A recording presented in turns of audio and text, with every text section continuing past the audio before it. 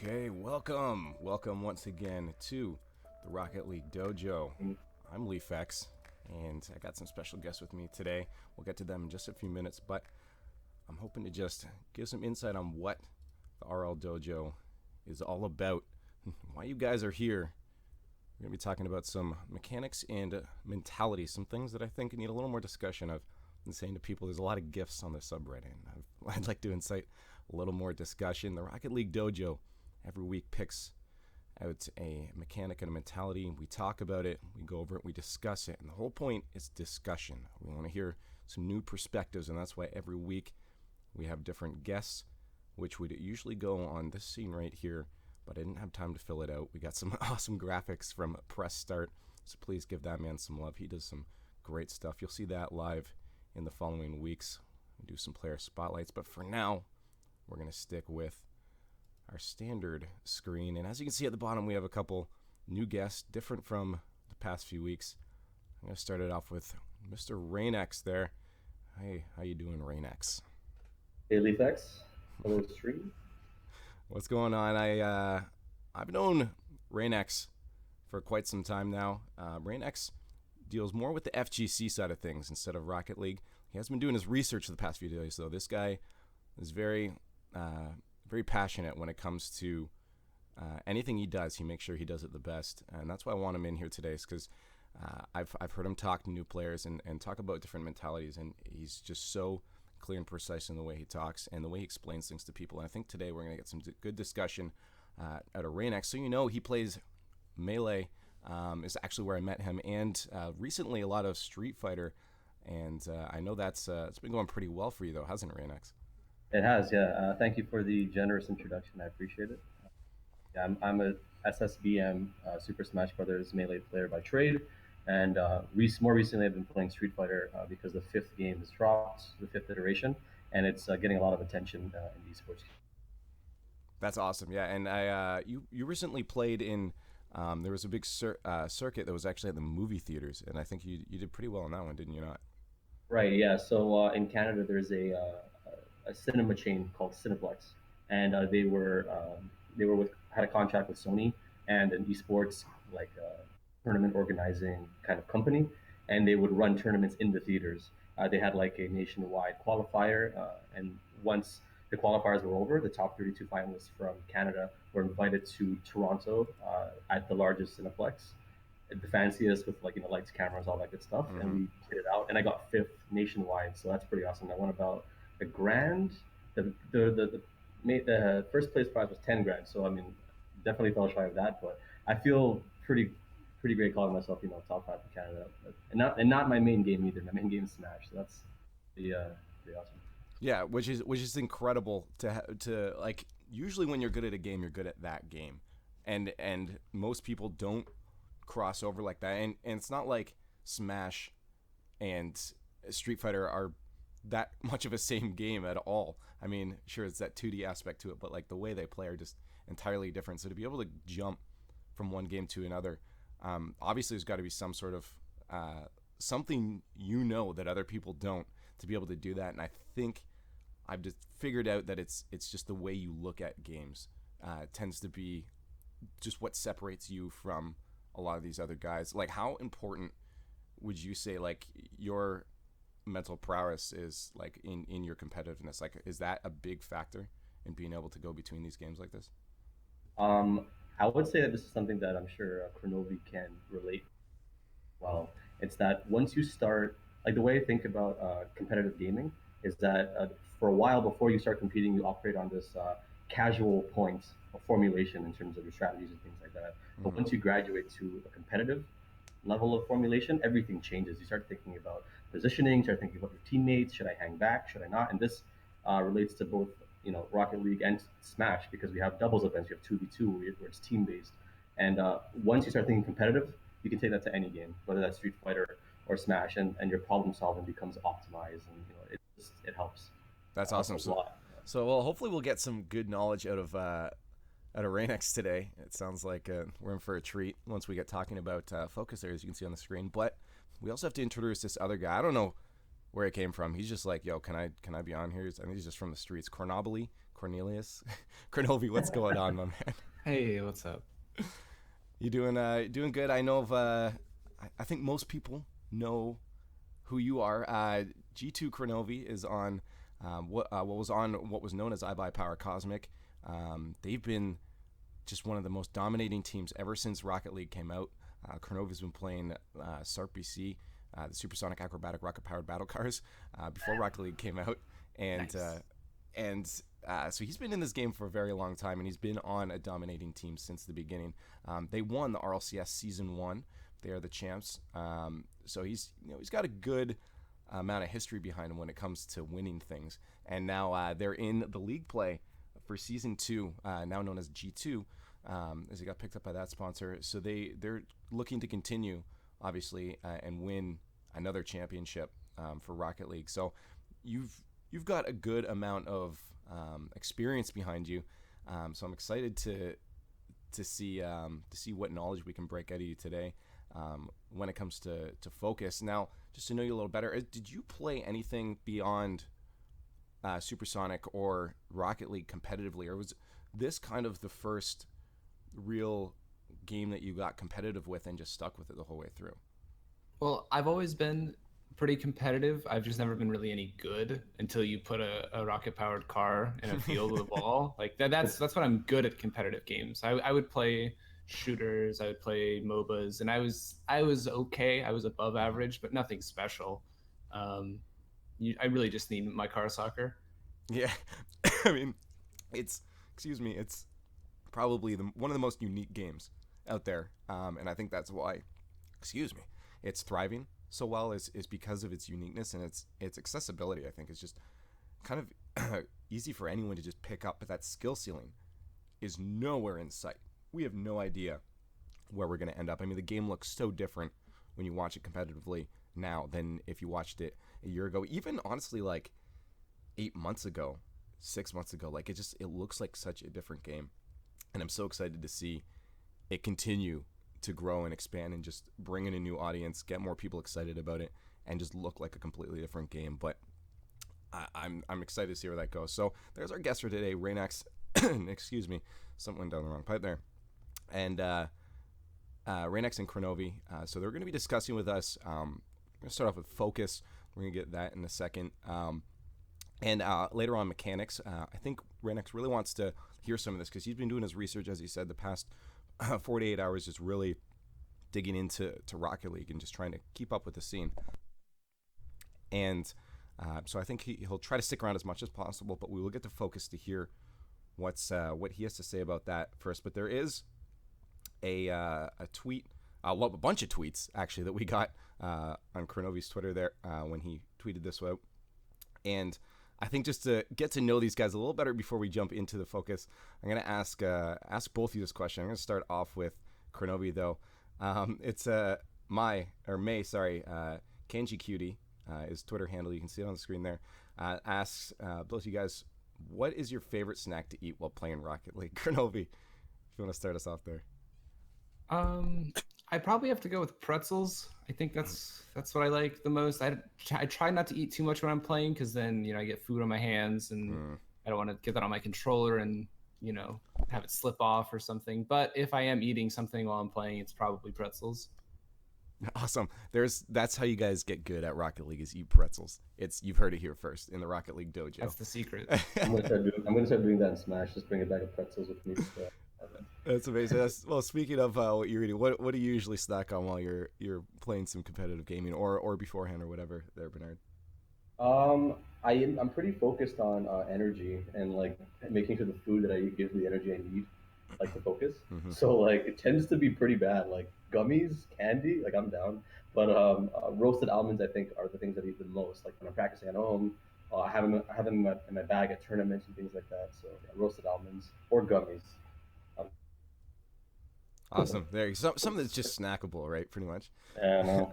Perfect. Well, now that we found the secrets to being a top level competitive player, we can end the podcast. We're gonna get into our actual topics, and starting off with focus.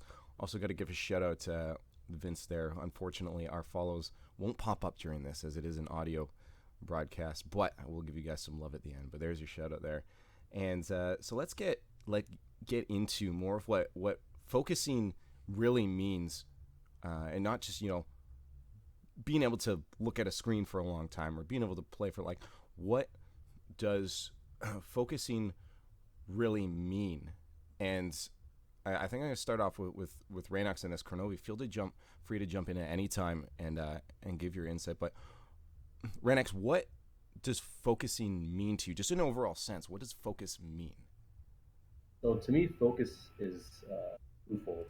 There's the external aspect, and then there's the internal aspect. So when I'm sitting, let's say, on a stage and I'm playing against somebody in a very high stakes situation, the external aspect of focus is cutting out the noise, cutting out the extra, extraneous people cheering, the cameras may be in your face, the lights may be whatever temperature, etc. That's that aspect, and then there's the internal. So it's the internal is making sure you have a very clear picture of what you want to do and how you're going to do it. So having a clear picture and cutting out the excess noise. I think that to me defines what focus is. Yeah, I mean, I would say the more you cut out your like external factors, the more you can focus internally So, as well.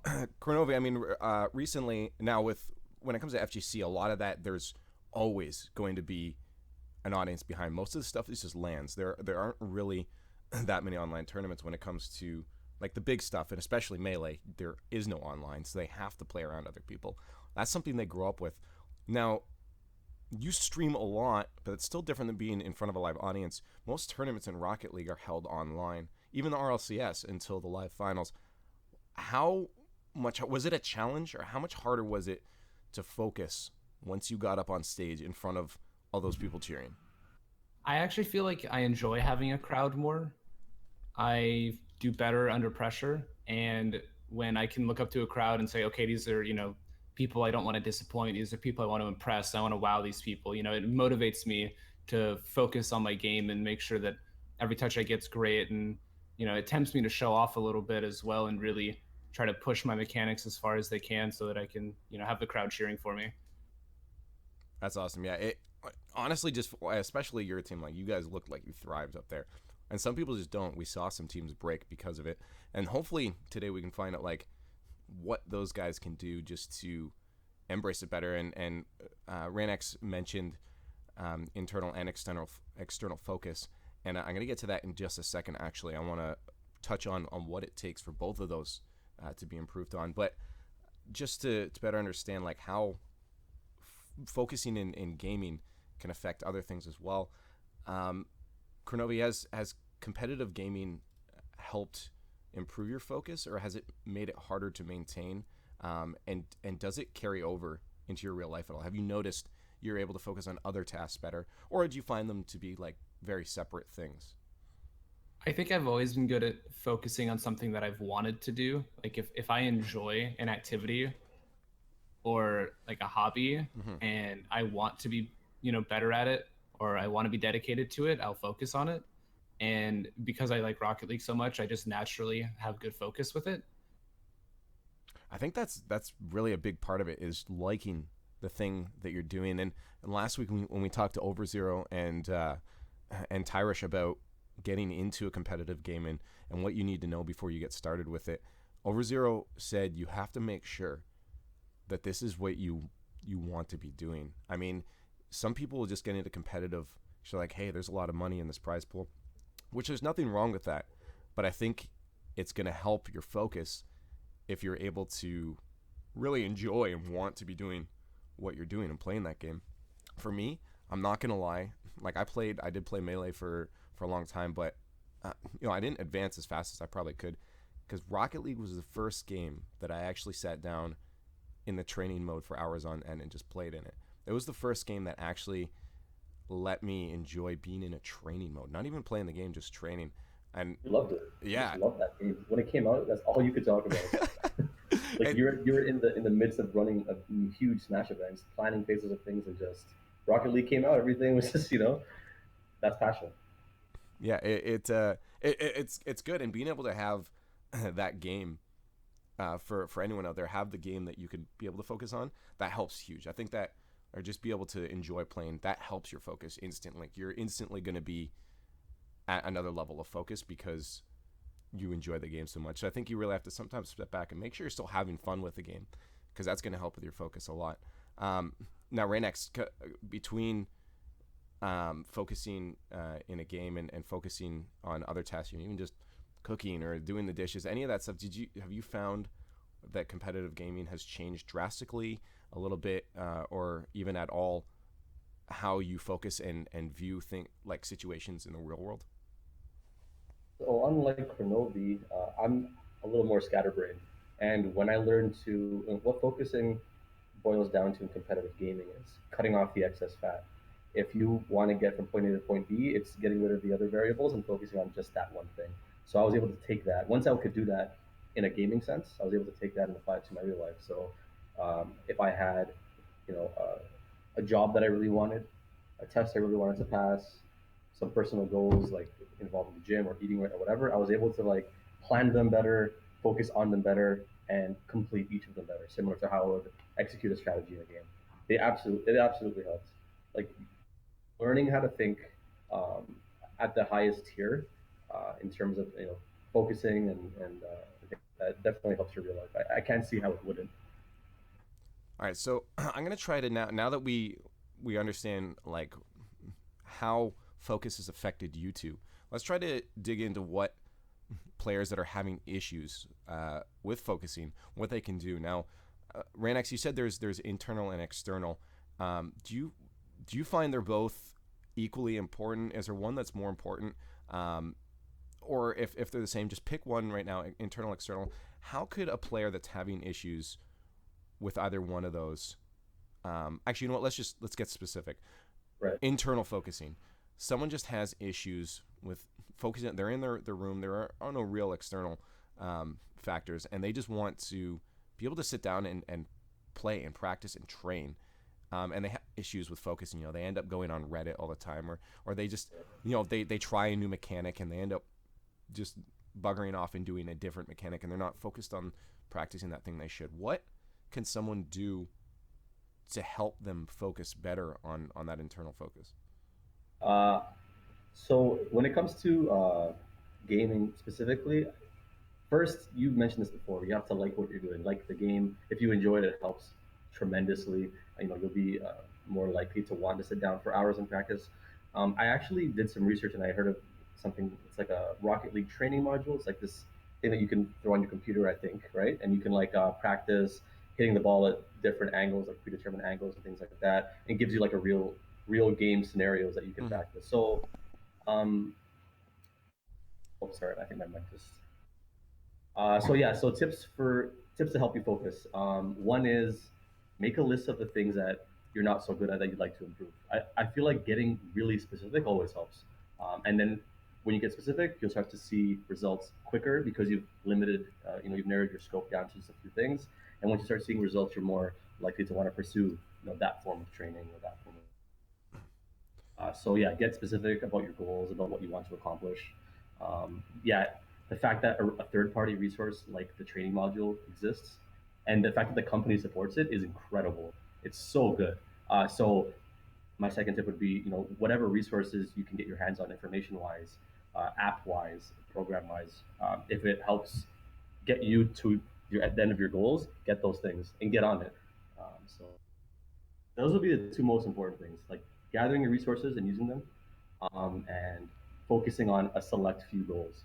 Those things alone, I feel, will help you get like more into and want to practice and want to grind it out and want to. Okay, so divert kind of what you just said over to Kronovi, when it comes to working on a specific mechanic, like RaynEx just said, is pick something and start working towards it.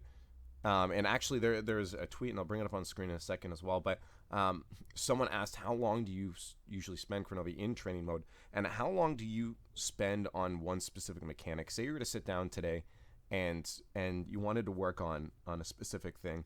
How long would you usually put towards focus on it? Like, let's give some people some goals so they know, maybe they think they only need 5 to 10 minutes per day. Or maybe you think it's going to be 3 hours. How long do you think someone should focus on a specific mechanic, and how long would you do it for? Well, I tend to practice in between like queuing normally because there are A, I have long queue times, but B, there are things that you can't practice in free training that you can only practice in an actual game setting, like positioning. You don't have to worry about positioning in free training. You just have to worry about raw shooting mechanics and ball control. So in between games, like right now, I'm thinking about playing breakout, so I'm trying to practice just flicking it.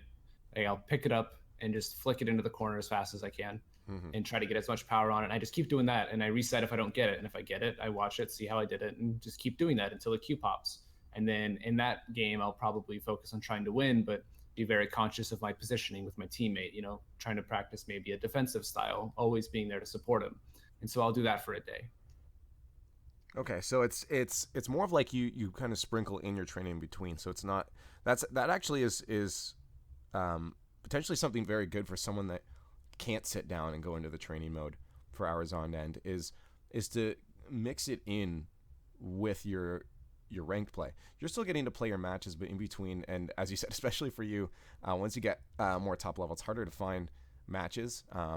And I think at lower level that might be a little more difficult. But it's so in between the matches, you're getting into the training mode and you're just testing something out each. And I think that's good because it adds up the time. I mean, you play. I mean, again, your queue times are gonna be longer than this. But if you play 5 matches, that's enough time to get probably a good extra just 20 minutes of practice time in there. Um, for someone at a mid-level queue time, for you that's probably like 3 hours between each match.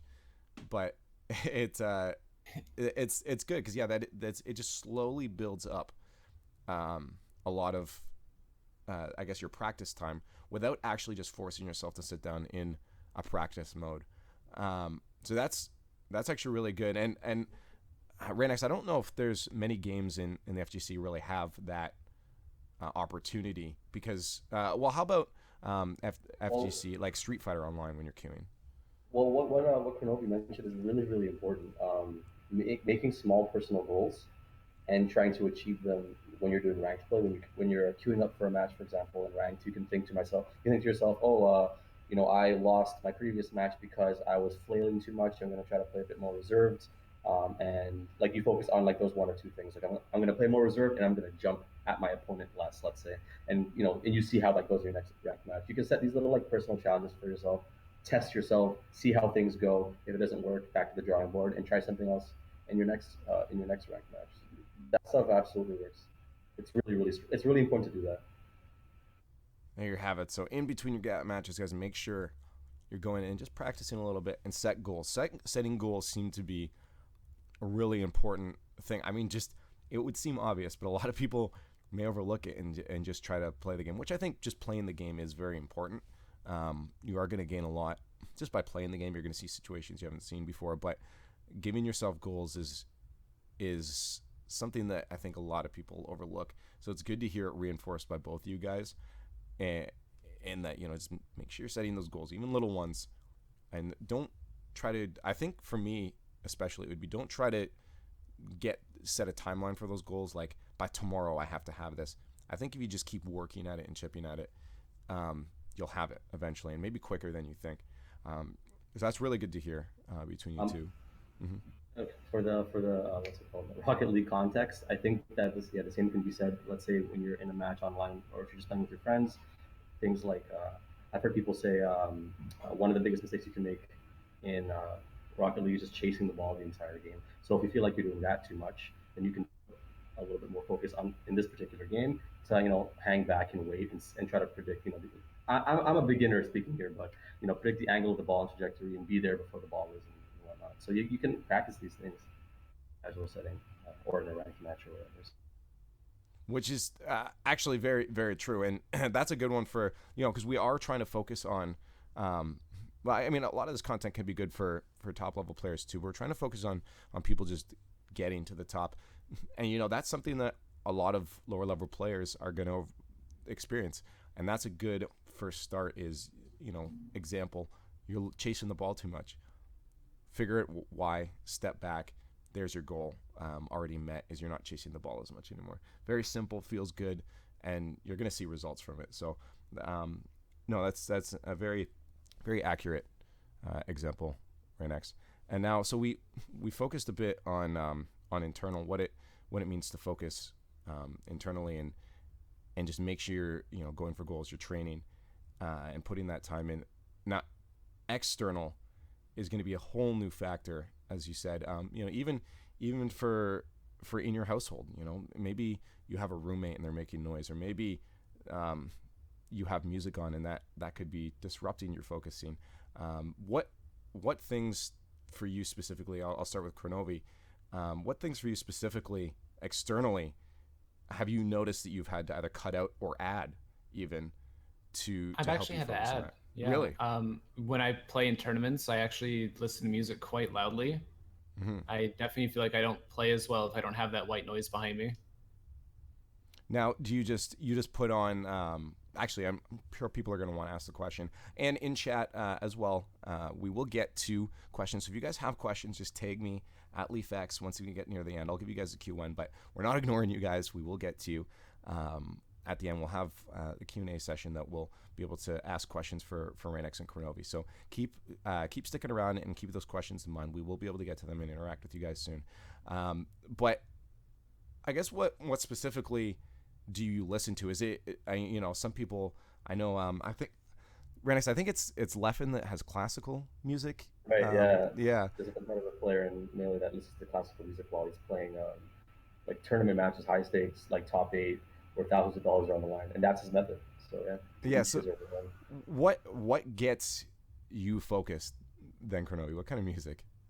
Really, just any like house music with no lyrics, soft electronic, really nothing too crazy, but something I can just kind of play with a beat to that isn't too distracting. Just something That's that's kind of in the yeah. I think the same thing kind of goes for me as like with music is chill step in the background. It's simple and it's just the white noise. That makes a lot of sense. RaynEx, you were saying something?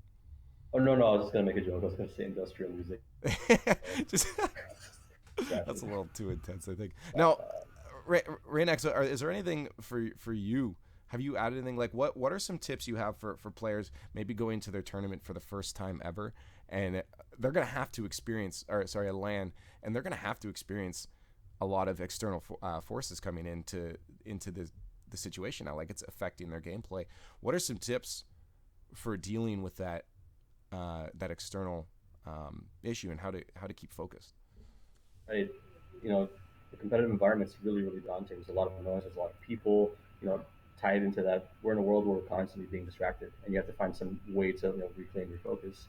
One of the things that I've been doing for the last few years is the theory of the four corners. And then pretty much, when I sit in front of a screen or a monitor, and I really, really want to do well, I make sure that I don't put anything that my eye will randomly catch while I'm playing in front of the screen. So my water bottle on the ground, my watch or wallet, phone, everything. It just like I move it out of the way totally. I don't want anything, even peripherally, to because like if I'm in the middle of a game and something's happening, and like I take a really big hit in Street Fighter and I glance over and see my water bottle, that's like an iota of my mental energy. That's not where it should be. So the way the four corners come into this context is keep your eyes and your focus within the four corners of the screen, whatever screen that is that you're looking at. I find it to be very, very effective. I feel like once I'm in the mode, I feel jacked into the matrix. Like nothing can sway my focus. So yeah, moving things out of the way, making sure you clear that space between you and the screen, and that helps. That helps a ton in my experiences. So now the inevitability is that someone's going to have their focus broken. I'm looking in the four corners of the screen, and I'm focused. I'm in. Something breaks that. Someone brushes my arm when I'm playing. Someone yells something loudly, and for a second, my focus is broken. Sometimes, like, I find that can be very difficult for players to get back focused again. Is there anything you would do specifically to regain that focus, or is it just natural for you at this point? What can someone do to regain that focus when it's been broken abruptly?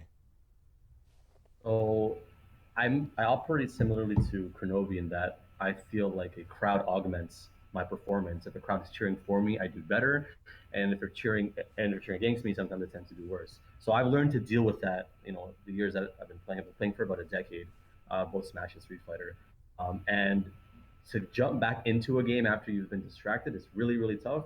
What I would say is just remember why you're there.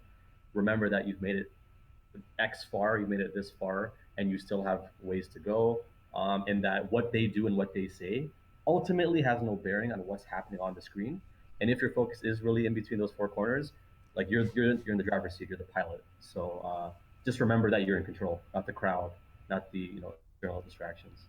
And that usually just snaps me out of it. I'm like, they can say literally whatever they want, but the controller's in my hands, so it's up to me the difference, right? And then eventually, and hopefully, what you do on screen translates into a silencing effect, which makes them shut up if they were being too loud. Yeah, that's that I mean that for me was the biggest thing coming to the first tournament was being able to put myself back into that focus, and after it's been broken.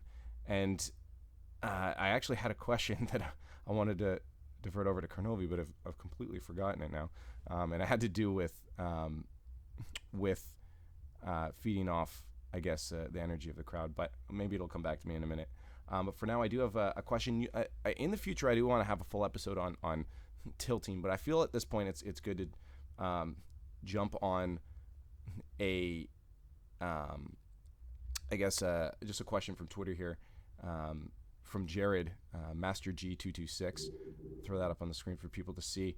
But I feel like it does relate a bit to focus. And he says, how to rebound after a bad stretch of games. So you're playing a lot, and you're just you're starting to tilt, and you're inevitably going to lose that focus because you're tilted. Your emotions probably getting a better part of you. Kronovi, what would you recommend for him after a bunch of bad games in a row to stay focused and get back into it? Well, first you have to identify that you're on a bad streak, that you might be tilted or you're not focused. You have to look at yourself and say, okay, I'm not playing the way I usually do. I need to. And what I do is I just take a break. If it's in the middle of a set, very rarely in the middle of a Rocket League game, would I say a team recovers from tilt. So that 60 seconds you get when you're trying to ready up in a tournament match, you just take the full 60 seconds, put your controller down, walk around your room, close your eyes, do what you got to do. Just totally separate yourself and come right back, cool, calm, and collected, and try to refocus, because it's going to be really difficult if you're just going to keep attacking this brick wall while you're upset. Mm-hmm. It's only going to get worse. And RaynEx, is that kind of the same for you to reset, or what's your optimal way to rebound after not playing to your best?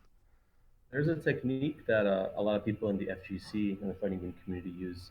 So after a set, after a bad match, you have the option to rematch.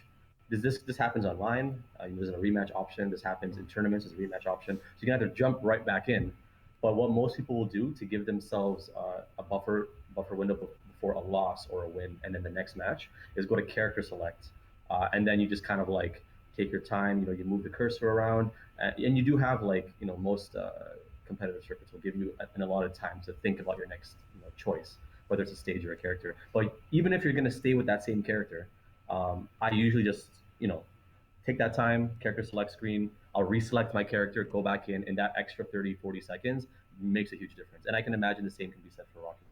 So yeah, giving yourself a bit of a buffer window helps you rebound better in situations where you feel like you've been emotionally affected, and you can't seem to break through something. So it's the theme from both of you seems to just be optimal in the time that you're given between matches. Be optimal in making sure that you're focusing properly and you're not just wasting that time in between. And that's actually a really good point that you've both now kind of brought in and summarized, is that you're given that break for a reason. Make sure you're using it. Every second you have in between these matches can be used for something. And at top level, I think it's 100% true, is every second that you're in a competition needs to be used for something, and focusing on that I think will help. So that's really good that you guys both brought up that break in between and focusing. So there's a good answer from both Kronovi and RaynEx there, Jared. hopefully that answers your question, helps you pick it back up after a streak of losses. Now, I did remember my question that I was going to ask over to Kronovi is, in the bigger picture, and it was going a bit off what RaynEx was saying. Now, on the bigger picture of things, how do you think that is it, or words? How important is the bigger picture? I guess a lot of times I'll tell people to focus on the game at hand. It doesn't matter, who you have to face next in the bracket. It's all about who you're facing right now. And I think either one of you will most likely agree with that. But is it still important to maintain in the back of your head the knowledge of the bigger picture? Or do you think just like going in, dealing with each match as it goes is a better way to do it? Or knowing that you're probably going to have to face someone in the future, do you keep that in the back of your head? What's kind of your thought process with a big and little picture, Kronovi, when it comes to a tournament bracket? I mean, I would say you just take it one game at a time. You can walk into a whole tournament with a general strategy, but if you prep too far ahead, you're going to end up getting beat by the person right in front of you. And so what we did at the LAN was we just focused on one match at a time. We said, okay, well, we need to beat Flipside right here. Going to the losers bracket's kind of a death sentence. We don't want to go down this early. So we basically threw all our eggs in one basket for our first matchup because it was our hardest matchup. And then from there, we just treated every other team like at the caliber Flipside was at. And after that first day, when we knew we'd play Northern, we got time to prep for that matchup. And you just really, I think the key is really just to take it one matchup at a time. And now, RaynEx, do you think that would stay true for you as well, or do you ever focus on what you're going to have to probably face later? Is it ever in the back of your head, or is it just strictly this match, now this match? I think that there are two viable strategies. The one that Kronovi just, I think, is fantastic. It's really good to have information, like to have a big picture view, because you get information on who you're going to be facing, what challenges you might encounter, and they might be something you want to avoid. So you'll tailor your strategy to that and create your path using the big picture. But for me personally, I tend to try to not think so much, like aside from light research about play styles and things I might run into in my bracket path, I try to not worry myself with who precisely I'm facing in the next match. I just have a general overarching game plan, and I try to apply that uniformly to the best of my ability. When it doesn't go wrong, so let's say I go into a match, I plan my game plan, my very general game plan, and I try to play as naturally as possible while keeping a few things in mind, like do too much of this, do a little bit more of this, and don't do this because last time I got screwed. If any of these things stop working, or if I notice little tendencies that I can grab hold of and take advantage of, then I adjust my strategy on the fly. So in that sense, I go on a match-by-match basis. But I favor big picture, apply it. If it doesn't work, make really quick adjustments, and that works really well for me. But yeah, you can. There's so many different ways of approaching a competitive match, a competitive bracket. Really, just pick what works for you. I think the biggest thing after hearing that, then that they're both viable options, is to pick one. So I think if you're going to use any of those strategies, don't make sure you're not jumping between the two. Is pick one of these strategies. Otherwise, I think you're going to end up in a confusing spot in your own head, wondering why some things aren't working. Mm-hmm. Mm-hmm. I think that like the level that Kronovi's playing at in terms of Rocket League, a lot of money involved, the amount of exposure, and the level of play that's being displayed, that those analytics, who you're facing, what their strategies are, how they lost, what kind of formations, because it's a soccer, similar to soccer, so I'm assuming there are formations and things like that. What do they like to do? And if you can predict those things beforehand, all that information and that big picture mentality is going to make a huge, huge, huge difference. I think that the higher level you go, the more big picture you have to look, because there's so much more on the line. Not to marginalize what I do, but it's just a different kind of metric. Mm-hmm. So I could see why that method works really well for G2. Clearly they've had success with it. So. Now, before we get just to the end of our focusing, I have another topic that, how do I know, and apparently I can't spell, but how do I know when I'm focusing on my best? We'll get to that in 1 second. I do have one more Twitter thing that kind of, I guess, fits into how you're mentioning the level that Kronovi's playing at. And I think you actually wanted to hear this one talked about as well. But I'm gonna say it's terribly, but Mauricio Reyes at Feed Me Beast asks, what do you do to get on your level of play, and what helped you understand the do's and don'ts of Rocket League? And I feel that could be applied to other games, but specifically Kronovi is asking what do you do to get on your level of play, and what helped you understand the do's and don'ts of Rocket League? Well, the competition just naturally breeds more competition. When I started off playing Supersonic Acrobatic Rocket Power Battle Cars, and I just started playing with all the people who were good. And when you just are constantly in lobbies where everybody's better than you just naturally have to get better if you want to play. And over time, because you're forced to play at a higher level, you play at a higher level. You have to play a certain way, or you have to be like, if you ever want to win, you have to be this good. And so if you focus hard enough and practice, you get that good. But I definitely think I play my best in Rocket League when I haven't been playing ranked. If I've been playing scrims with my team, where it's the closest thing you can get to a real tournament high stakes setting, that's when I play my best, because that's when everybody else is playing their best. So that kind of brings up another topic for me then. RaynEx, you might be able to answer this a bit. Someone getting into a new game, just not Rocket League even specifically, how do they pick out, as he was kind of asking, the do's and don'ts of that specific game? Like, is there something you would recommend, order of steps, whether it be going on YouTube or talking to pros or even just playing? What kind of order of steps would it be to quickly figure out the don'ts of a specific game, like what you should not be doing? Right. So this is, I think, probably the most important thing when it comes to being competitive level in any game is breaching the surface and getting to the real nitty gritty of what makes a top player a top player. All those, that discrepancy is huge from somebody that's playing at Kronovi's level to somebody who's just starting out. So how do you fill up that gap? And I think it's just knowledge, it's information, it's watching streams, listening to what commentators are pointing out as skillful plays. It's following your favorite player on Twitter or on Twitch, or just watching gameplay footage and seeing exactly what they do and what they don't do, most importantly. Um, and those kind of things, that information gathering process will help you shave off the fat in your game. The things that, like, because what you need to do is you need to be purposeful in competition. You have everything that you do needs to be tailored towards getting you the win. And nobody does that better than competitive players at the peak, players like Kronovi. So I would say that the information gathering process, looking at what top players focus on, whether that's uh, positioning, whether it's when to try to fly or not, when to go up the side of a wall or not, when to attack a ball or not, things like that, and how to think about those situations from the lens of a top player. That'll just help a lot.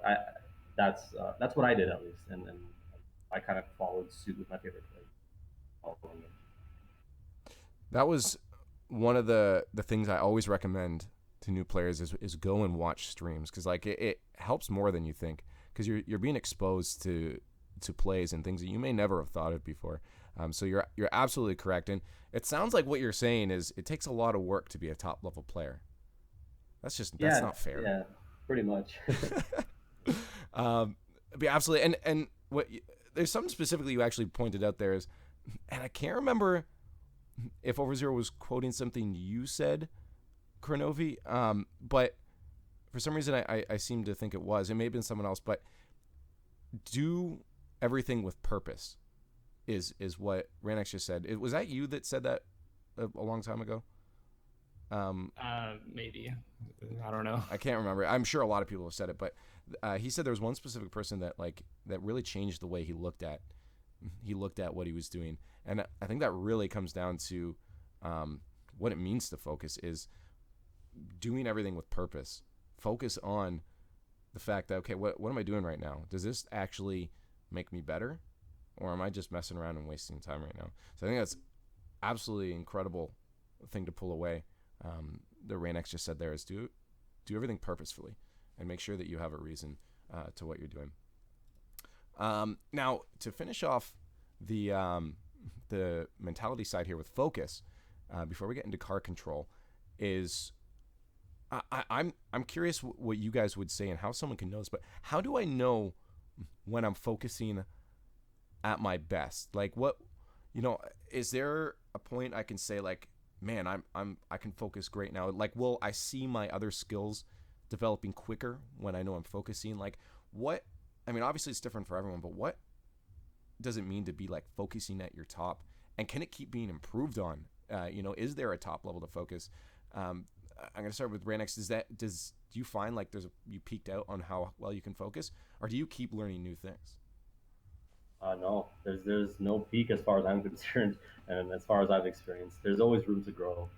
Focus is one of the most important mentalities, but the better you get at it, the more buffs you get in your other ones, like staying positive, cooperation with your teammates, clarity in terms of a game plan. All of these things are affected by your ability to focus. They like it's like a what's it called? They're all relative, is what I'm trying to say.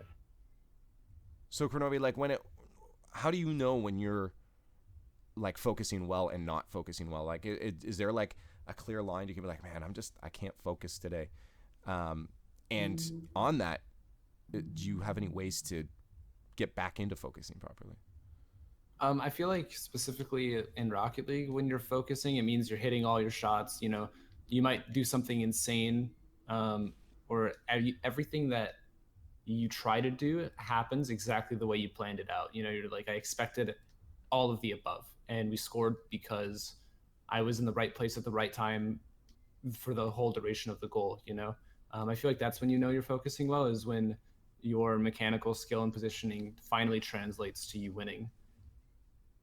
That's good. So basically, when I think actually, I hear players come to me and be like, man, like I just feel like I'm on today, and I feel like that's when you're focusing properly. When you're just on, you feel good. You're like, man, as you just said, I'm hitting all these aerials. I tried some new thing today and it worked out. I'm gonna, keep adding that to my gameplay and my style. That's, I think, when you're focusing the best, when you're actually hitting things. And people, I think, underestimate how exhausting it actually is. And I'm sure you guys can attest for this, but how exhausting it actually is to play against someone at your skill level or better, no matter where you are in skill level, but to play against someone your skill level or better and to do your best, it's exhausting to focus that whole time. It's tiring. And that actually, I want to ask you, Kronovi, is, and like the RLCS like qualifier days. I know season one was, I think, a bit longer of a day, but how hard was it to maintain your focus that whole day? Because I guarantee that had to be exhausting. Well, it was. I mean, anytime we went back to sleep, I just like crashed immediately. Um, it's not exhausting. I would say in the moment for me, it was like it all kind of the exhaustion kind of hit me all at once. Mm-hmm. Because I mean, being in front of a crowd, there's a bit of adrenaline there. It's kind of hectic and crazy, and you don't actually realize how tired you are because you've been focusing so hard until you're away from it all. That kind of leads me to a question for RaynEx. Is both of you actually have mentioned this, that coming into like a live event, you guys do better, and it does that help you, RaynEx, get through any exhaustion you have? Like I'm sure, or do you just find that you're good at controlling how much energy you have throughout the day? Because you did mention a lot of the stuff, even when you're eating snacks, you try to make sure it's with purpose and it gives you the energy you need. Do you find yourself ever like dying out halfway through a tournament, like a live event, or are you good at controlling it through the whole way? Do you find that being in the crowd helps you carry through it the whole way? Absolutely, I have crashed and burned at some events, especially the 2 day ones, the weekend long ones. Nowadays, though, the focus on energy, the one that I've been trying to commit to, it's been helping. Trying to spectate more, play a little bit less, just not burn myself out, especially at the beginning of an event. Like if you know it's going to be a long one, there's a lot of teams, a lot of entrants, and there's a lot on the line. But try to just like take it really easy when you come in, and kind of play it by ear. If you feel like you have the stamina to like in the FGC setting, when you go to a tournament, there's sometimes casual stations around. I'm not sure if that's the same like that at a Rocket League event, but I have the option of like sitting down and relaxing, talking to friends, going getting food, et cetera, or I can just like play some guy from Brazil for 2 hours if I wanted to on a setup if it was available. So like finding the balance, containing that excitement, and reserving my energy for when it's needed most is super super important. And you get the energy with the kinds of foods you eat and how much sleep you get and things like that, and you retain it by deciding when you want to use it. Do you want to play right now, or should you save that and play when it actually matters? For me, it tends to be the latter. Awesome. So I think that brings me to the end of a lot of the questions I had specifically um, for focus. Are there any last points that you guys on that you'd want to give? Just an overview to a new player coming in on how to focus. Like quickly give us a summary of what we kind of discussed today and what a new player should look forward to. Kronovi, what can you say to a new player coming in and how they should focus? I mean, if you're brand new to the game, I would say like you have to just learn how to play. You shouldn't really worry about a bunch of these little things if you're entirely brand new. This is like a whole new genre of games, so there's a lot of very core basics like just moving. It's not like a shooter where it's just another shooter. I know how to WASD and move around. It's some people don't even know how to drive in a straight line. So you just have to play for a while and understand how to do something very basic like that before you can begin focusing on other aspects of your game. And now I there were a couple questions I guess I did forget to miss so quickly. Um, I was kind of curious to hear, did working on focus ever present itself as an active skill that you had to deal with, or was it something that over time developed that you weren't aware of, or and is it still something that you make sure that you focus on, or do you just kind of focus on your focus while you're It's dealing with really other meta. stuff? I would say it's a little bit of both.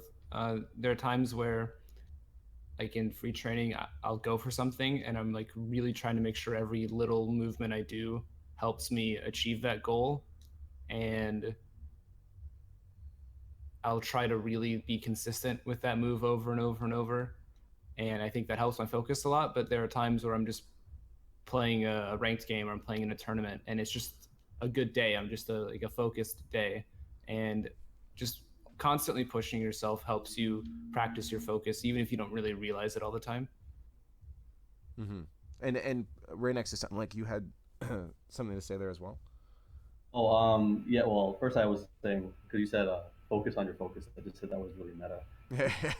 We met Action enough. levels of focus. But there's a very simple, effective, and motivating idea for me, and that's how can you be good at something if you practice it? And I think focus is the same. You can practice applying it better. So in casual situations, you like I said earlier in the podcast, you just focus on select few things, get very specific about your goals, and think of those when you're in your casual matches at home.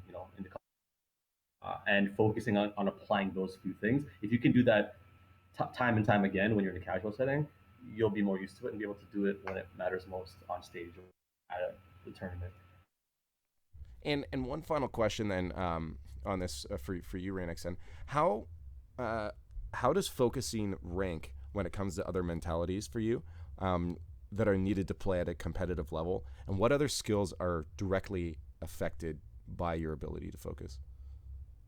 So for me, there are a few mentalities. There was focus, and I mentioned earlier clarity, like cooperation with teammates. Um, and what I think focus affects the most for me when it's on point is execution. So how accurately and how consistently I can get what I want to come out on screen in the game. Is a part of the game plan, and also strategy. So if I'm focused, my execution is way better, and how I problem solve and come to terms with the strategy is also way better. In terms of how it ranks, I don't rank it. Like I think that they all have their place. They all kind of bleed into one another a little bit, Mm-hmm. and it's important to keep all of them at the same level.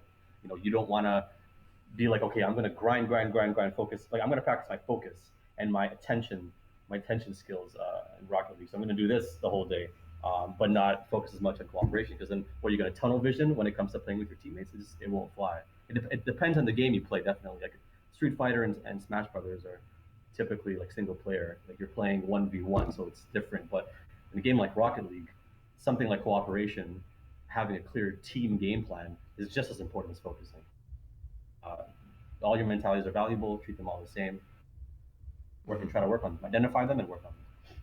Kind of a summary then that I've noticed between talking to you guys is, if someone's having a bad day and they're missing things they're supposed to, in FGC they're spacing off, they're not hitting things they're supposed to, or in Rocket League they're whiffing on aerials or even just hitting the ball. It comes down to the focus, and that's good to know now that we have, there's a reason. Why are you missing these things? It's likely because you're not focusing hard enough on that specific thing. So that's really good to now just have a concrete answer for players for when they're running into these situations. Why am I running into this situation? And it seems that execution is the most affected with your focus. Now I want to get into car control in a second, but there was a tweet that I think specifically RaynEx wanted to answer, just to keep it a little lighthearted as we transition over to the mechanic. Cool story, brah. Asks, why can we sometimes see the moon during the day? I thought it was really funny. Like when you post, you asked for questions, and that was the first one that you got. I'm like, well, that's hilarious. But I'm not a scientist, but if I had to guess, it's the closest thing to the Earth. And sometimes in its phases, like as it's in its rotations, I think it's brighter in the day than it is at night, because like the moon has its own glow. That would be my guess, my like non-scientific layman's guess. So, funny. That's amazing. Toon says it's only because we see the reflection of the sun off the moon. So during the day you can see that what it is? You can see it faintly. Yeah, I've been blown up then. There we go. That was some very insightful question, and thank you so much. It's a cool story, bro, for that question. Bringing out the true issues when it comes to player mentalities and the moon. It's a full moon. Kronovi plays better. Kronovi confirmed werewolf. Right here. Identify as a. So now getting on to car control, and RaynEx, you're more than welcome to stay with us and ask questions, interject whenever you want here, because you're coming from a perspective of someone that hasn't really played this game too much. You come from a different competitive scene, so maybe you're going to come up with questions that will be things that we hadn't have thought of. So feel free to stick with us and to ask some questions here in between this. But car control I wanted to start at the beginning, and I feel like car control is the place to start. Kronovi, before you mentioned there's a couple levels of like just getting into the game that you thought there was. When it comes to car control, what does that mean to you with your controlling your car as when first getting into the game, as opposed to having some more hours into it? Well, I was talking about it before, but there's a very clear difference in play from somebody who just bought the game, loaded it up, and is playing for the first minute, than somebody who's been playing for 10 hours, 20 hours, and then 200 hours. I would say at the very beginning of the game, when you first load it up, you just have to learn what the buttons do. And once you get familiar with the muscle memory and what the buttons do, you have to coordinate how that translates to actually hitting the ball at all. And then once you know how to move your car to hit the ball, you have to understand why you're hitting the ball. And all of this probably would take around 300 or 400 hours in the game, I would say, just to actually understand what you're doing and doing it at the right time. So basically, at the beginning, it's just play the game. Now, I think it'll be good to be aware of some of the mechanics. We're going to start with the absolute basics. We're just getting into the game, and we picked up a controller, and we have the Octane in front of us. There are a few things you can do when it comes to the basics. You can drive forward, drive backwards, you can turn. That's stuff that's going to be obvious. And then as you play a bit more, you realize you can jump and flip. And I think a lot of people actually, at the beginning, don't realize that jumping and then pressing your jump again and holding a direction will move you and flip you in that direction. Now, I'm pretty sure it is, but you'll know a little bit better from experience, Kronovi.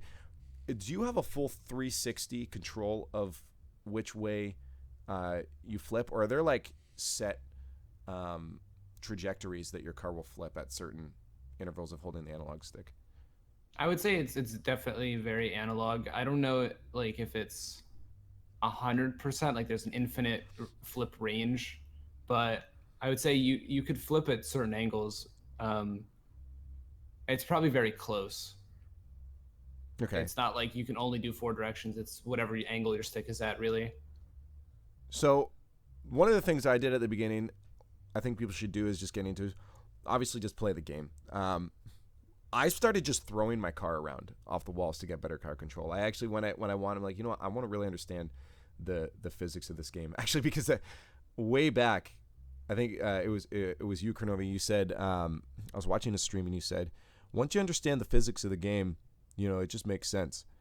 Paraphrase slightly, but for me, I'm just like, okay, I got to decipher what it means to understand the physics. So I actually just started throwing my car around, like jumping off walls and letting it fall. And I found that actually helped a bit because I just started to understand, the speed things fall at, how far you can jump off a wall, how far you can jump up in the air.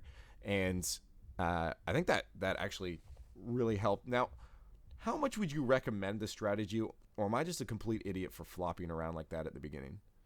I mean, flopping around is, it works. I wouldn't say it's best, but just by playing the game, you naturally introduce yourself to situations where you end up flopping around because you go for something off the wall and you might miss, or somebody bumps you and you go flying for a second. You could definitely artificially set yourself up to practice things like that, but I definitely think just by getting into a match and playing casually, you'll learn those things over time. Now, it took me about 300 hours, I think, into the game to realize that there's an air roll. The tutorials don't really teach you this, and I think a lot of other players got surprised too when a few hundred hours in, they're like, "Whoa, you can air roll." How important do you think understanding? Because air rolls play a huge part at top level. Like it has to be just second nature to you to be able to air roll and control your car in the air like that. How important are semi more advanced things like air rolling or aerials as we get more into the advanced stuff to start practicing earlier on? Do you think it's something that a new player just getting in should be aware of right away, or do you think they should just focus on the basics and playing, or is going for air rolls, aerials immediately important?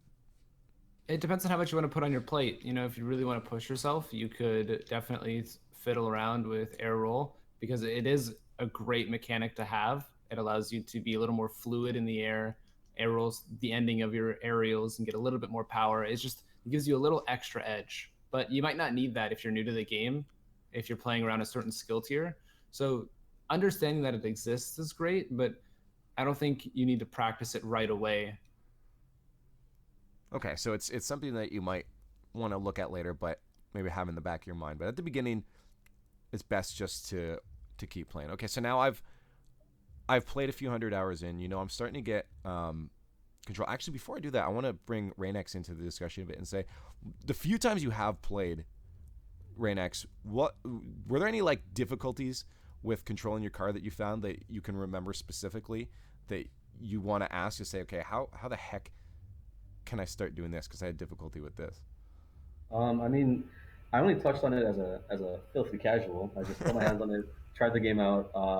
It was definitely awkward to move around. I mean, I could drive from point A to point B, but when it came to like approaching a ball that was in the air or slightly above me, I'm like, okay, well, there's definitely a series of inputs that gets me there. But whether that's like jumping, boosting, doing some sort of crazy aerial maneuver, I didn't know what exactly to do.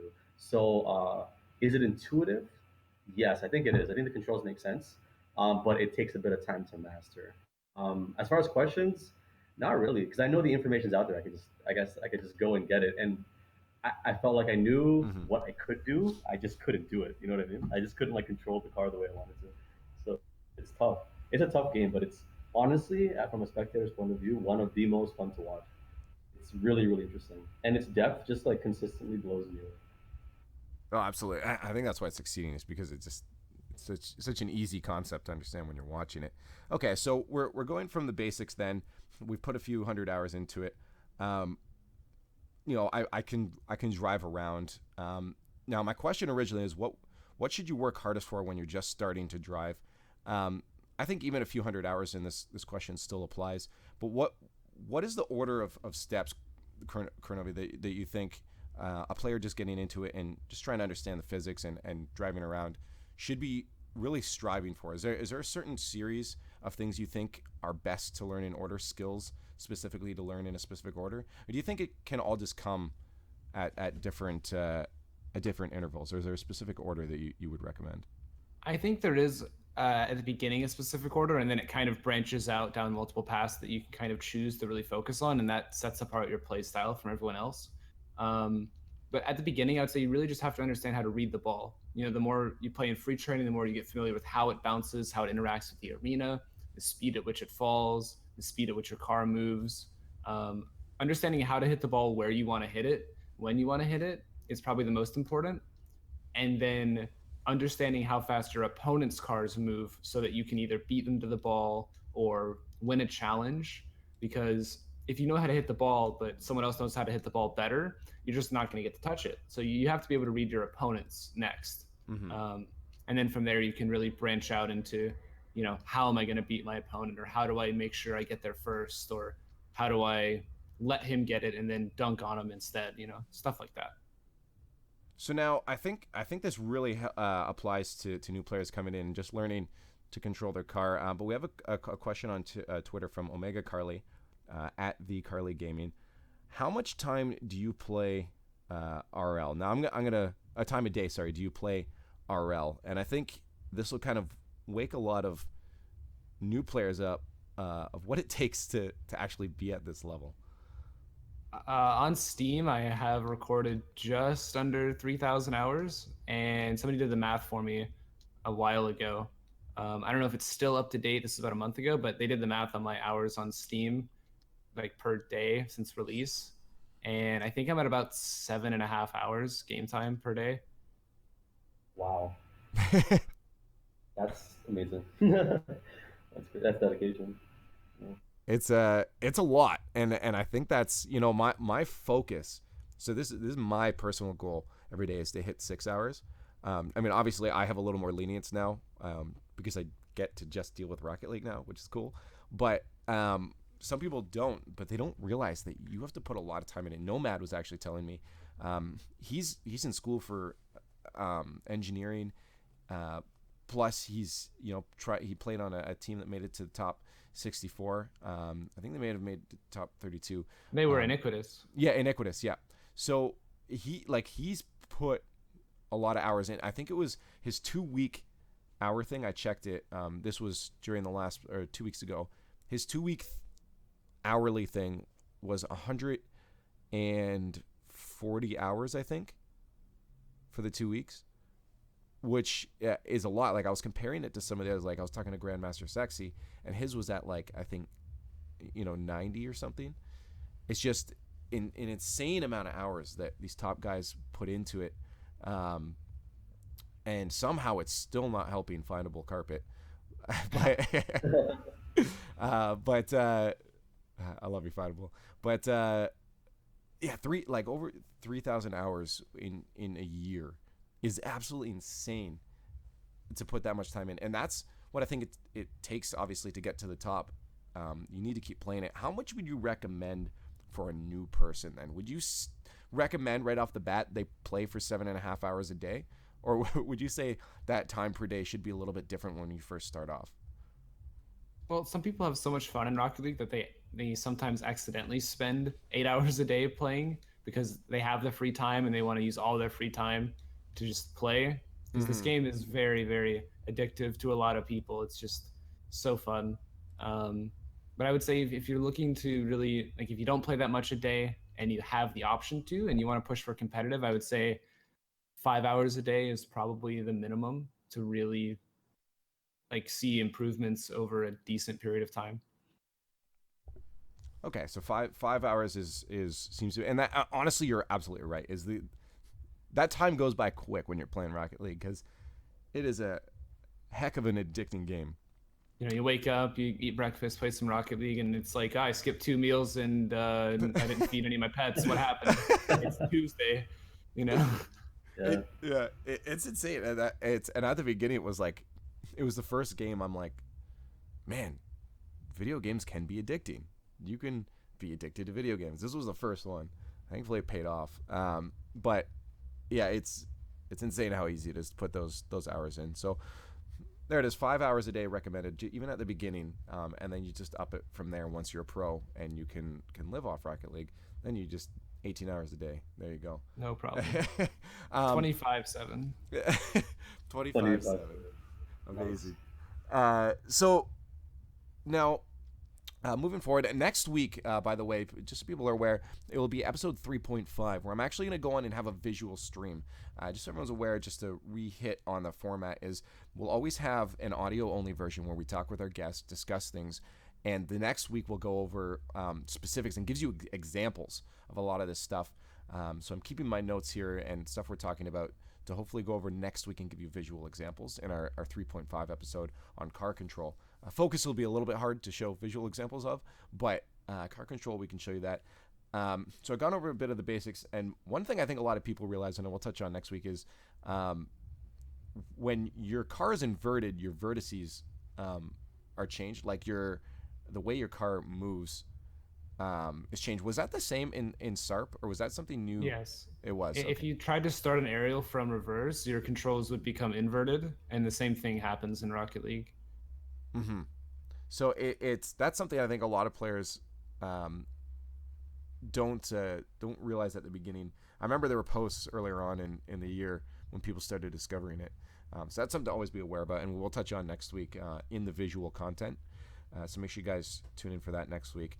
And now we've actually covered a lot of the not basics, as I wrote it down here, the more advanced stuff when it comes to your aerials, hitboxes, and air rolling. As a beginner player, even just starting off, or let's say a few hundred hours in, once you've started to really understand your car, do you think it's important to pick up something like the RL Trainer at that point? Or do you think that's something that still should come a bit later? Is there a point where using the RL Trainer isn't as useful anymore? Where's that good point to start using those third-party tools that RaynEx mentioned? Well, RL Trainer, you can set up basically anything you want. I feel like at any point in the game, it's good for a player to use if they want to. They say, oh, I have a problem with hitting the ball when it's rolling really quickly across the net. I can never time it. And so they can just set it up RL Trainer to shoot across the net as fast as the ball can go, and they try to hit it. It's a really good tool for that. Personally, I've never used it. I like setting up my own stuff in free training because I feel like that's a better fundamental skill for, the stuff I want to do for my team. But for a lot of other players, just being able to practice this one shot that they always struggle with is really nice to practice, and kind of helps them in a match if they don't have to worry about their shots. Because the more you worry about like an open net, the odds are you're just going to miss it because you're so worried about it. That's true. I think we've all fallen victim to that. Is like, oh, an open net, gotta make sure I don't miss this. Whiff widely. We've all fallen victim to that one. And now, from what, even talking to Overzero last week, it seems like the consensus is, specifically with RL Trainer, is it's a great tool for players trying to get better at specific shots or mechanics. But once you have those mechanics down pat, it seems to be almost better to go in and, as you just said, set your own shots up and be able to do that stuff on your own. Because you're right, in a match, you don't have a cannon shooting the ball where you need it to go. You have to do that yourself. So it seems the consensus is at the beginning, getting used to those or using RL Trainer is a valuable tool, but there is a cutoff point. Now, what would you agree then? The cutoff point is probably around once it's muscle memory to be able to aerial through the air, or like what's that cutoff point you think that it's not as applicable anymore? Yeah, I definitely think when you can you see a ball pop up and you just react, you fly for it and you hit it every time, or almost every time. On a good day you hit it every time. I feel like that's the point where you should really look to push your higher level mechanics a bit more and really dig deep for what can set you apart from like the casual community once you start being able to touch the ball where you want it, no matter where it is, every single time. Okay, so now we've gone over a lot of what car control really means, and I think again, it wasn't a topic that needs too much discussion. As Kronovi said, it's you just got to play, and a lot of the understanding of it comes from playing. I just want to get more specifics from him, and we did that. So hopefully there's good content for newer players getting into Rocket League to go over. Now, RaynEx, are there any questions that maybe you thought of during this time that we're missing out for new players? Or do you think we've hit a good amount of, content from Kronovi? Really, I was just captivated listening to him talk about something he knows so much about. I feel like he covered a bunch of important bases. I don't think it's a thing. But yeah, you touched on the difficulty in starting out and moving, and talked about flopping around and or being more direct and more like concerted and how you're trying to approach things. Talked about the difference between the Rocket League training module that you can do online. I forget what it's called, but and doing that versus the free training that's available in the game. Like I didn't even think about that. I don't know like what the interface is like, how it works, what options it gives you. So that insight's also really cool because similar to fighting games, they come with training modes as well, and being able to utilize that system in that environment is really important too. So there's pros and cons to both. Mm-hmm. Yeah, you guys covered a ton of really interesting topics for newer players and for I'm sure people that are competitive and just want a bit more insight. Cool. So there's one more thing specifically. I know Kronovi wants to talk about this too, and I think you'll find this interesting yourself, RaynEx. But while we're doing this chat, this is your time to start giving out the questions. So do an @LeafX. If you have any questions specifically for RaynEx or for Kronovi or things that we maybe missed or didn't cover that you want me to give a shout out and mention on this, so please start doing that now in that. And we also have some more Twitter questions that we're just going to rapid fire through at the end. But specifically while we do that, while you guys do that, we're going to talk about a new thing that started to come up, and it's something that I do want to talk about in the future, in a few months ahead, once it's become a little more ingrained in what people can do with it. But recently, a lot of people have been seeing a thing that's been dubbed in Rocket League as wave dashing, and RaynEx knows all about wave dashing. When it comes to melee, I actually learned how to do it in UMVC3 recently, which I've been addicted to. And wave dashing recently has serviced in Rocket League, and I'm pretty sure Kronovi's actually been doing it for a bit now, and just trying to find the most applicable thing. So Kronovi, walk us over what wave dashing in Rocket League is. It's hard to do without visuals, but I'm gonna try to pull up a GIF while you talk. Yeah, all you have to do is make sure you're holding your power slide button, and you end a barrel roll flip on the ground. So power slides allow you to just not like stick to the ground. You'll transfer all your momentum from the flip into the ground, but you'll just start sliding. So you can copy the rep a bunch of times, and you'll actually just start sliding across the pitch at a very, very fast pace. Actually, you can go supersonic sideways without boost if you do it right. But you can use this off the walls. So if you know you're going to land with not much boost, you can jump, angle your car, and then flip into the ground and hold your power slide, and you'll just end up sliding, and then you can immediately transition into another flip right after very quickly. All right, so I pulled it up on the screen here, and this is an audio thing, so I want to make sure we still talk about it as it's going. But this is an example, and we will talk on the next week during the visual thing as well. But this is what's been happening. Now, the thing when I learned in Melee with wave dashing was, as cool it is, and it gives you movement options, just wave dashing in a match does absolutely nothing. Like if you're just wave dashing around, you're going to get a stock taken from you because you're an idiot and you're just wave dashing around.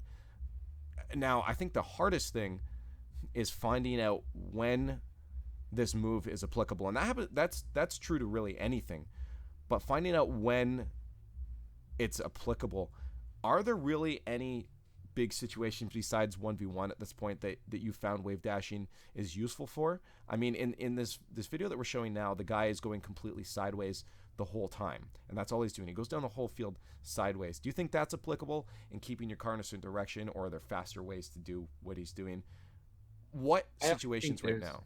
Yeah, there's a more optimal way to do it mechanically. He's not sliding as far as he could, but I think right now I've really only been using it as a recovery tool, specifically off the walls. If I know I don't have much boost, I just jump off the wall and it lets you kind of slide for a second and then pick up another flip. And I think it gets you back a little faster if you don't have any boost.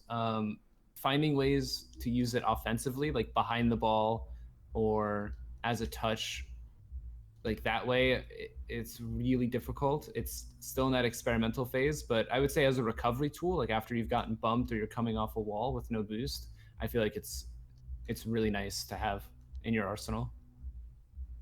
So it's a skill that people should definitely start trying to pick up now. That's for sure. What it's absolutely useful for, I think, is something that we're gonna start seeing in the future. I mean, someone in the chat, Alvar, actually says you can stay in position while still looking at the other goal. So there's so many, you know, who knows if that's the most optimal thing to do in that situation. But it's so cool that something like that, advanced techniques, are starting to come out in Rocket League now that everyone's kind of at that same level. How long do you think before it's like widely used by the community? I'd say give it 2 months. And I think as long as more people push it, more people will start messing with it. And all it takes is one person to find a breakthrough, and everybody just copies it. And then, you know, somebody finds a breakthrough of the breakthrough, and it just kind of evolves the game. And it's so exciting to see, because I mean, RaynEx knows this. Melee, I think it is 15 years old now, and still finding new things and new ways to do stuff. I mean, I think it was 2 years ago, the whole like Nana AI thing came out. Someone recently discovered, I think it was edge snapping with Fox on Battlefield. And like there are still things coming out. Yeah, little things. Yeah. There's a lot of similarities actually to the way Kronovi just described wave dashing and what wave dashing is in the Smash realm. First of all, it sounds like a really, really cool technique. It's like, you know, based off momentum. It's like you flipping into the ground, or like pushing your momentum into the ground, and then you get like a slide effect. And in a game where there's boost available, if you don't have any, if it's totally depleted, it sounds like it could be something useful, something that you could apply. The danger when it comes to advanced techniques, I think you guys call it mechanics, right? Like the different techniques. So yeah, the danger with like mechanics or ATs or advanced techniques, that everybody's trying to like rush, like, oh, like I found some really cool way to like slide a little bit, so I'm gonna name that the RaynEx special or something, you know. And you tend to get away from the point. So like I'm interested to see like how wave dashing can be applied in Rocket League, in what instances is it better than something else. And yeah, but as far as like the naming thing goes, like that's exactly the same way it is in Smash Brothers. In Melee specifically, if you can dodge, you can air dodge in all of the eight directions, and if you air dodge into the ground, you carry your momentum, and you just end up with a slide if you're close enough to the ground. So it's momentum based, just like the Rocket League wave dash is. It sounds like the effect is similar. It's not something you want to do all the time, but more in specific situations. And just like wave dashing in my game, there's you know, you'll as it's experimented more with, you'll find out when the best times to use it are. So definitely sounds cool. That's awesome. Yeah, it's I'm just excited that, you know, we're at the point where people are starting to find this kind of stuff, and again, only time can tell. There were times in Smash 4 where people were like, oh, look at this cool new thing I discovered, and a month later, and for the rest of the lifespan of it, that thing is completely irrelevant to the meta. So, you know, could we see that happen with wave dash? Who knows? As people get better, right now it seems like the pros are starting to use it, and it could be something that could be very applicable. As you mentioned, having no boost and just being able to reposition yourself like that is useful. Being able to cancel because there's an animation when it comes to flipping, and being able to cancel that with this wave dash is incredible. I think it's just, as Kronovi said, a good thing to start practicing. Well, I way mean, too people early. still haven't practiced the half flip yet. Like tons of people still can't half flip, even though it's so, it's like an actual mechanic that's integral to like the game, Is and that like so a many people still fundamental? don't do it. Is it a fundamental technique like the half flip? It's great for recovery. It's the fastest way to go from facing one way, like doing a 180 basically, so you can Oh, use I your see. boost. Yeah, Okay. it's so important, and so many people don't know how to do it because they just won't sit down and practice it. It seems important in a game like Rocket League, where like your line of sight is really important. Like just be having as much information about the field as possible, being able to switch like your point of view, switch your car, get to where you want to be faster. Like anything that allows you to do that more efficiently sounds useful.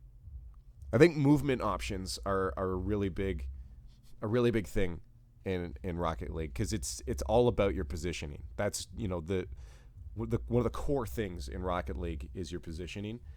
Uh, and if you can get to your position better, quicker, and more efficiently, it's just going to help out huge. And as you said, the half flips are absolutely integral at top level play because those other guys can do it, and if you can't, you're going to be slower. And hopefully, Wave Dashing will come out. I expect to see a lot of gifs on, and I think I'm triggering people by saying GIF instead of GIF. Ah, But that's the correct way to say it. exactly, you heard it from Did you Kronovi. say Yeah, giraffics? Giraffics. No, you don't. Gibbs is right. I agree. There we go. This is it. You heard it, the dojo, man. GIF is the way to go. But we're gonna see a lot of those. I think on the subreddit in the next in the next few weeks about people doing cool things with the wave dashing. If you didn't see it, RaynEx, when I put it on the screen, I'm gonna send you the YouTube video and show you what it looks like. Okay. It's really interesting. It's cool to see. So I knew that we had to touch on that. It is something I want in the next few months to touch back on once it has been integrated into the meta and people are using it more efficiently and actually using it for real things. So I think it's something we're definitely gonna have an episode on and talk about in the future. For now, I think it was just very important that we brought it up as it is a thing that you're gonna start seeing a lot more of as people start to test and mess around with it. So that's I think that really goes over a lot of what car control is, about where you should start, where you should go from there, and what to expect in the future.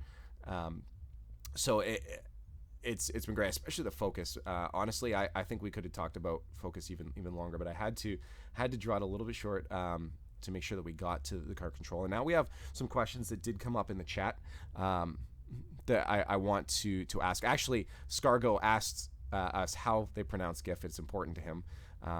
So we'll see if he got triggered from that. But it was Gabriel58 wanted to ask Crow what he thinks about playing with a keyboard plays heart. I mean, I think it's just a lot harder. It's a little bit of a handicap because you only get 8 possible directions with WAS and D, whereas on an analog stick you can really just do anything. Aerials are so much easier because you have all these different angles you can work with, and it just requires you to be just so much better than everyone else because you're limiting yourself, I feel. All right, now I have some Twitter questions that might be applicable for both of you, and if it is, I'll make sure RaynEx can get in this. Of course, a lot of this stuff is directed at Kronovi. I'm more than happy to listen to him talk about it. This is so interesting. So yeah, It's great to hear someone that knows what they're talking about talk about something. talk to your fans, man. It's great. I'm just very humbled to be here and opportunity to talk to you guys. It's fun times. Getting the touch of Kronovi. All right, here's a Twitter question from Peter at Sensortion on Twitter. What game mode is the best to improve individual skills? For individual skills, I would say ones and twos. I kind of group them a little bit together because 2v2s can often end up being two separate 1v1s. But the one-on-one aspect improves your individual play immensely. And there are plenty of players you see at tournament level who are from a ones background. And on the pitch in 3v3, they add a lot of pressure to the other team because the team just can't take the ball away from them. They'll go right through 2 players because they can win 2 separate one-on-ones, and then it sets up the team for a lot of scoring opportunities against an unfair defense. Absolutely. I'm gonna have to agree with that. That like I always told people at the beginning is play 1v1s, man. Like if you're having issues with, contests and that, just definitely get in the 1v1s. That'll help your individual. I love 2v2s, so I think going to 1v. A lot of people find 1v1s very stressful though. Well, yeah, the if you make a mistake, it's a goal, and the only person's fault that it can be is your own. Mm-hmm. So some people don't like that. Yeah, they like to be able to blame someone else. Responsibility. Yeah. Sometimes you can't handle it. You want to blame it on somebody else. Yep. All right. So, Unique Syntax on Twitter asks, what key things to look for when making adjustments mid-series? That is honestly making an adjustment mid-series is the most difficult thing to do in Rocket League. Mm-hmm.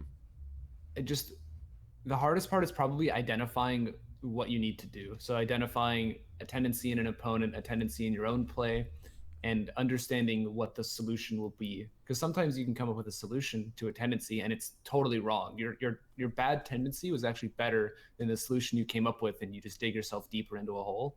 So you have to be careful about that.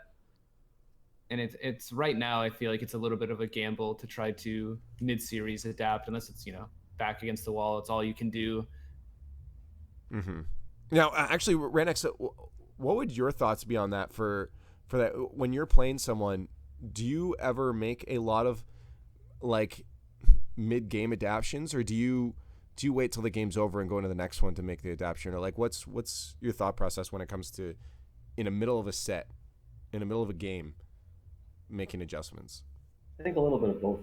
I like what Kronovi said in that sometimes what like your current tendency might be better than the recovery option you had, and you end up making it worse for yourself. It definitely applies. But for me, I think it's a bit of both. If I'm playing somebody and I see something very obvious that I think is likely to happen again, this isn't in fighting game terms, like a move that they're abusing or something, I'll try to hop on it as soon as I possibly can. Any changes you could, and then you can see the outcome of that in the first round, and I can take that information with me and hypothesize for the duration of the set. So yeah, like, but it's tough. Again, you don't want to change something fundamental to your game plan, have it go worse, and now you're just like worse off than where you started. Really hard. It's really hard to do. But I think it's important to be decisive and make that decision before you actually enter a match. Like how you want to deal with problems like that. Do you want to stick to your guns and then deal with the repercussions afterwards, or do you want to try to work on the fly and deal with every little thing? Everything that your opponent team does. Do you want to deal with it as soon as possible? Super important to think about. Yeah, definitely one of the hardest things to do in any game, Rocket League or otherwise. That's cool. On Twitter again, Javielsker, I'm going to say that so wrong, at Iselberg on Twitter. Kronovi, do you think you will win the RLCS again, or do you think with Flipside, with their new member Greasymeister, has gotten stronger? I mean, with that question, that's like saying the only two teams that could possibly win the LAN are us or Flipside. There's so much more competition. Like in NA, we have actually probably anybody could really take the LAN there. Take Three's looking good, Kings looks good, Exodus looks good, Genesis looks good, and people in EU like Precision Z, Supersonic Avengers, Flipside, Rocket Aces, all these teams have really stepped their game up. I feel like this RLCS is the closest one, yet. I mean, it's the second one, but it's so much closer than the top two teams per region.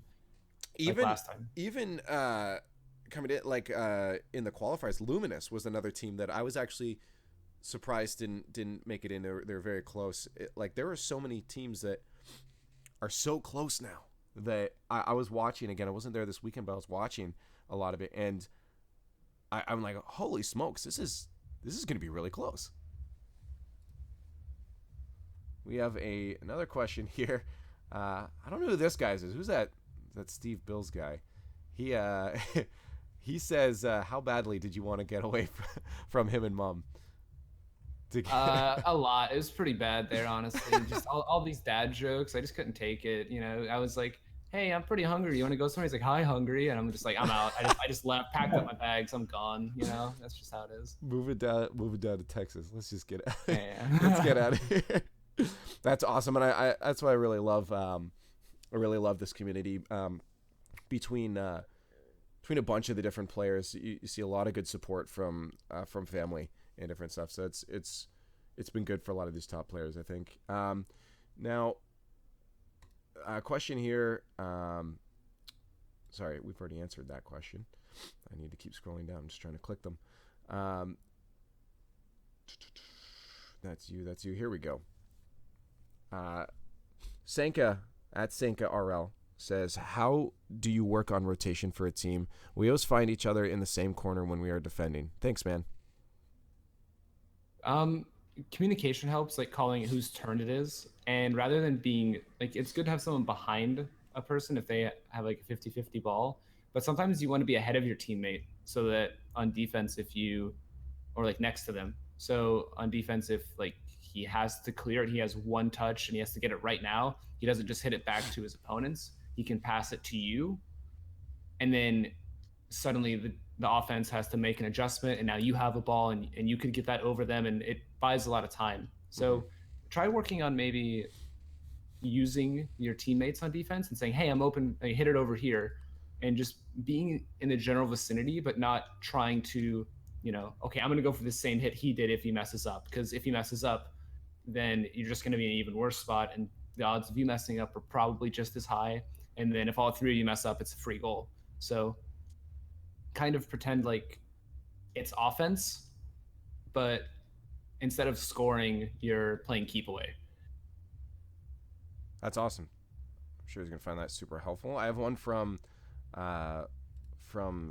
Twitch now, in the Twitch chat, from Grumble Mumble. LeafX, could you ask Kronovi about button layout options for mastering your air roll / boosting, etc.? Well, I have default controls because I have muscle memory ingrained into me that I can't get rid of. But I would say probably the most optimal way for mastering air roll and boosting at the same time is just to switch if you're on a controller, is to switch one of your shoulder buttons, either R1, L1 for PlayStation controllers or your bumpers for Xbox controllers. Just move air roll to that, and then you should be set. I think that is a very intuitive way to hold the controller, and it's very easy to press both your boost and your shoulder button at the same time. This is actually an interesting one on Twitter. I want to know the answer to this as well, what you would say. And actually, RaynEx, this could be applicable to you too. But when you are playing against stronger opponents, should you try to match the pace or do it as is comfortable to you? That depends. If you try to match their pace and you might actually end up outpacing them because they aren't ready to get outpaced. Like They think, oh, we're the fastest team, let's just play fast. And then it turns out a team's faster. That might totally destroy them. If you can't keep up, like a way of knowing if you can't keep up with a faster team is if the net is just open all the time and they just keep getting free shots. That's where you need to slow down. But if you end up being able to play more offense because you're playing faster than them, it'll work out. There's definitely a few telltale signs, like giving up free goals, whether or not you should try to outpace a team or not. And RaynEx, what would you say when it comes, if you're playing an opponent that's quicker than you, do you try to quickly pace up, or do you try to change the pace in your favor? I definitely try to sway the pace in my favor. Yeah. So if I can slow the game down to something that's more comfortable for me, I tend to do that. And if I think I can match them in their speed, then I'll do that. I'll do that too. But it really depends on identifying the situation and seeing if you think you can come up to the level or not. Some people, like, I guess it's hard for me to relate to the Rocket League pacing. I'm not sure exactly how it goes, but yeah, like you have to be able to change it and know and work within your limits. Work within your limits. All right, I have, where was it? Someone actually wanted me to answer this tilt question. Tilt is going to be a whole other episode for us in the future on the RL Dojo. So make sure you stay tuned in future episodes when we get to that as a mentality, because I think it's something that could have a very good discussion on. But Obese Wizard asks, how often do you tilt? What do you do to get out of tilt? And how much time do you spend training your car control? I think we did really answer that. But for tilt, how often do you tilt, and what do you do to get out of tilt? I would say there's like periods where teams in general are in a slump. I feel like we're in a bit of a slump right now. Usually in a series, if like I only tilt if I'm playing well, but nothing I do works out because it's 3v3, and if for some reason the other team is like sending everybody on me to shut me down and I get shut down, that's where I tend to just shut down. I don't try to go for anything that I'm good at. I just kind of sit in the net. And I have to quickly identify that I'm playing so defensive because I feel like the other team is throwing everything at me to shut me down. Um, but that's when I would say with tilt is when a team does that successfully. And RaynEx, what about yourself? What do you do when you know you're tilting? How do you get out of it? Like just mentally, what goes through your head? Um, just remember that I think I'm in control of my emotions. To me, it's the whole four corners mentality, keeping it. Focus on the strategy. Try to be objective about it. Try to look at why you feel this way, and identify the problem and solve the problem instead of just getting mad about it or fuming on the inside. Because ultimately, you lose. If you let your emotions take control, then you're the one that loses out. You and your team, and you don't want to. You don't want to do that, right? It's your responsibility to keep yourself in check for your teammates. That's probably really important in Rocket League.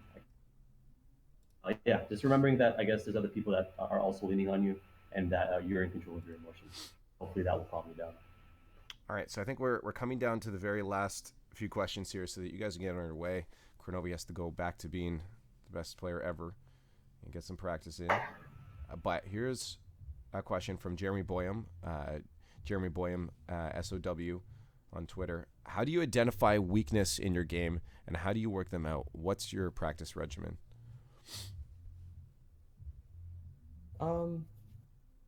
We've been trying to get. It's really just time. The more time you get playing with your teammates, the better you get. We have been doing drills, like we do a lot of 2 versus 1s, and we'll rotate out who the one is, and the two people have to pass the ball a set number of times before they're really allowed to score. So there's been a few drills we've been working on that have definitely helped us translate into a tournament setting. All right. I have one more, and I think we're gonna let these guys go after this point. But on Twitch, King Pon, and I think we mostly covered a lot of the stuff, but he just said, I guess, any final tips for ball control on how to practice your ball control? Really just free training. Just if you're having trouble with ball control, one of the most basic things you could do is just go into free training and try to keep the ball on top of your car. Just set a timer, count in your head, how long can you keep it on top of your car? Try to move around. If you're just driving in a straight line and you've got it down, try wiggling around and try to catch it again. If you get near a wall, try to turn around and make sure it doesn't go up the wall.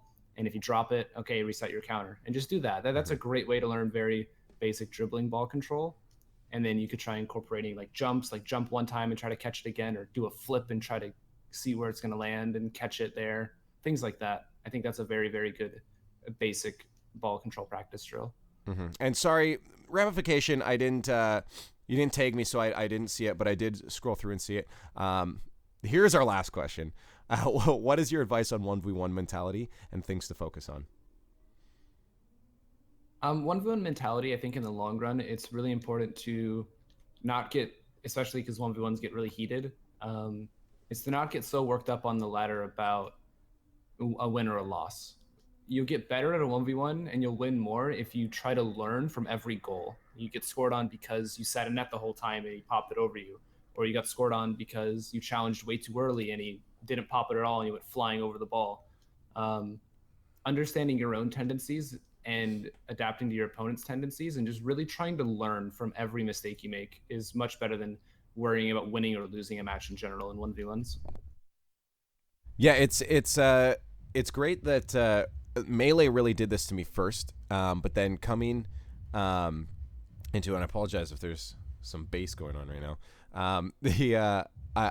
Melee did it first for me, and then actually it was DizKid Boogie that really set me in the mentality, RaynEx, of never being angry at a loss or anything that happens like that, because in a 1v1 situation, everything is your fault, and the only thing you're doing by getting angry is stopping yourself from learning what it was that you messed up. So for me, it was stepping back and saying, you know what, I messed something up. What was it? Do you think the best, like Kronovi's lost games before, RaynEx has lost games before, top players lose too, but they had to lose to be able to learn. If you just win all the time, it means you're probably not going anywhere, and people are going to catch up. So losing is important, and there's always a reason that you lost, and that's what DizKid taught me was there's always a reason. There are no Johns. There is always a reason that you lost. You have to figure it out, and it's up to you to do that. And being angry isn't going to help you figure it out. All right, so I think. Well said. Sorry. Well said. Well said. Mm-hmm. So I think in the end here, we've actually covered a lot of stuff on focus and car control between this mentality and mechanic. And even myself was great to hear some of these discussions. So thank you so much to all the people in the Twitch chat. I'm pretty sure we had a few hosts here and there from different people. My Twitch alerts doesn't actually tell me who it was, but there's been a lot of follows as well throughout this entire thing. So I'm going to give huge shout outs to everyone that's followed during this broadcast. We do have it turned off so it doesn't interrupt the broadcast. But this will be uploaded on YouTube later. So make sure you guys watch that later. You can put it on your TV in the background if you want, if you missed out on some things today. As Kronovi and RaynEx went over the topics you see on TV there, and even more in depth. But eventually we'll have it on SoundCloud. I'm still working on that right now. I'm being able to have an RSS feed so you can feed it into your podcast apps. So stay tuned for that. You'll see it on my Twitter when that does come around. But again, I want to give huge shout outs to everyone that's watched, asked questions on Twitter. I hope to see a lot of you guys again in the future. But even bigger shout outs to the people that took the time out of their day today to come and discuss these things, RaynEx and Kronovi. RaynEx, thank you so much for joining us and giving some insights. Just when listening to you talk to mentalities is always an incredible time. So thank you so much for joining us.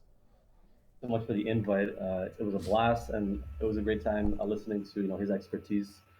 Kronovi, thanks. It was a pleasure meeting you. Yeah, I mean, I'd be glad to do this again, and I hope the people listening in had a good time as well. So we can follow RaynEx at LP_RaynEx. You can see it on your screen right there on Twitter if you want to hear some more from him. Is there anything else, any other places you want people to find you on the internet, or just on your Twitter there? Twitter's cool. Instagram at RaynExpress, but it's not as fundamental as Twitter is. I think that's where everybody likes to talk and chit chat. So Twitter is definitely the main place. Cool. So make sure you guys give him a shout on Twitter. Again, huge once again thanks from RaynEx for hanging out with us, and of course thanks to Kronovi. I know we're taking out of his practice time. It's so if they don't win the RLCS, it's my fault. I apologize.